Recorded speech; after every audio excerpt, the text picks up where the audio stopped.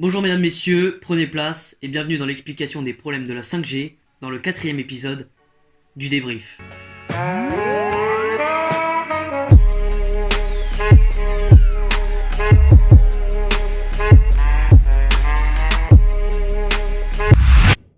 La 5G est la 5e génération de technologie réseau mobile conçue pour répondre à la très grande croissance des données et à la connectivité de la société moderne, selon le réseau téléphonique Orange. La 5G permettrait d'avoir une connexion 10 fois plus rapide que la 4G.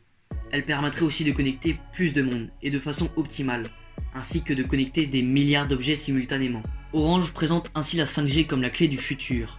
Il faudrait déjà qu'ils améliorent leur 4G, car lorsque je regarde des vidéos, je me croirais sur Minecraft. Oh damn! Sur leur site, ils nous laissent comprendre que la 5G sera importante pour le futur. Pour vous expliquer les vidéos, les liens de la vidéo sont dans la description. Mais me dis pas que je te l'ai dit, hein. Ils essayent de mettre en valeur de nouvelles technologies, telles que des lunettes permettant de voir des vidéos n'importe où et interagir directement à partir des lunettes, avec son entourage. Bonjour la sociabilité. Selon moi, les seuls vrais avantages sont la possibilité des pilotages des voitures autonomes et la création des villes intelligentes du futur. Je vais pas vous mentir qu'un film de 30 Go téléchargeable en 20 minutes avec la 5G, ça fait aussi plaisir. Mais malgré cela, la 5G représente un réel danger. En effet, plus de 180 scientifiques et médecins de 37 pays dénoncent la 5G. Ils ont alors créé un appel, le Europe 5G Appeal, pour interdire la création et l'implantation de la 5G en Europe. La 5G augmentera considérablement l'exposition aux champs électromagnétiques de radiofréquence et s'ajoutera au brouillard électromagnétique déjà produit par la 2G, 3G, 4G, Wi-Fi, etc. Ces médecins et scientifiques affirment, je cite, « Ces effets accroissent le risque de cancer, le stress cellulaire, augmentent l'apparition des radicaux libres nocifs, de dommages génétiques, de changements structurels et fonctionnels du système reproductif, de déficit d'apprentissage et de mémoire, de désordres neurologiques et d'impact négatif sur le bien-être. » Ces dommages n'affectent pas seulement l'homme, mais aussi la faune et la flore, selon un nombre croissant d'études. Là est le réel problème, c'est l'un des problèmes majeurs du XXIe siècle. L'avenir de l'humanité et des animaux, car sans cette faune et flore, nous ne sommes plus rien et nous la détruisons. Mais revenons à nos ondes. En 2013, la Fondation contre le cancer a invité plusieurs spécialistes à parler de l'impact des ondes sur la santé et notamment sur le développement du cancer.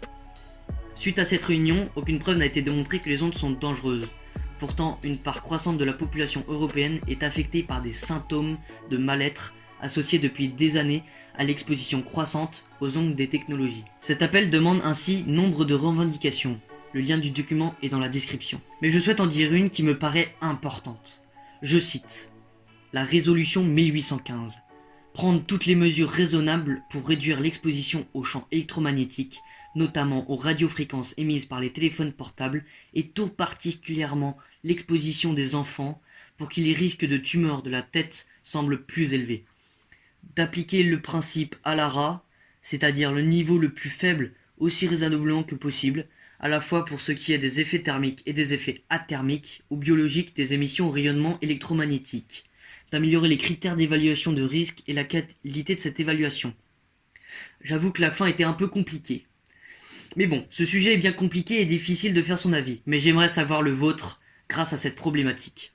Faut-il adopter la 5G afin d'envisager un futur meilleur, mais à nos risques et périls? Selon moi, je pense que non. La santé passe avant tout, et aucune personne sur Terre ne doit infliger un risque d'exposition aux ondes à un autre sans son consentement. Ceci n'est que mon avis.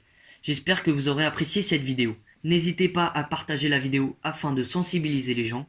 Tu peux aussi me suivre sur Instagram et Twitter. Et sur ce, je vous dis à la prochaine. C'était In The Bean. Bye bye.